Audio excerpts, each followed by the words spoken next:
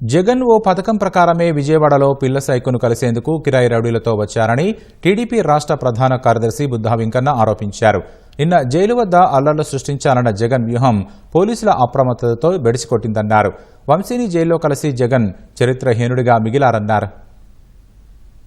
నిన్న జగన్మోహన్ రెడ్డి ఒక పథకంతో విజయవాడ వచ్చాడు.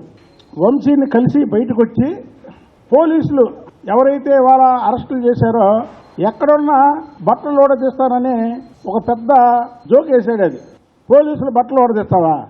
5 సంవత్సరాలు ఏ పోలీసులతో తెలుగుదేశం కార్యకర్తల మీద అక్రమ కేసులు పెట్టించావు నువ్వు? ఆ పోలీసులను వాడుకొని ఆ పోలీసుల సస్పెండ్లు చేపించి ఆ పోలీసుల్ని జైలుకి పంపించి ఇవాళ నువ్వు పోలీసు వ్యవస్థ గురించి మాట్లాడే అర్హత నీకుందా? ఏ పిన్నెల్లి రామకృష్ణారెడ్డిని కలిసావు, వల్లభనేని వంశీ కలిసావు. సరే, నేను నందిగామ సురేష్ మంచోడని చెప్పను.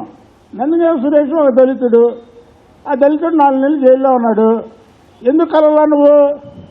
అలాగే ఇవాళ వంశీ ఎవరిని కిడ్నాప్ చేశాడు, ఎవరిని బెదిరించాడు? ఒక దళితుడిని.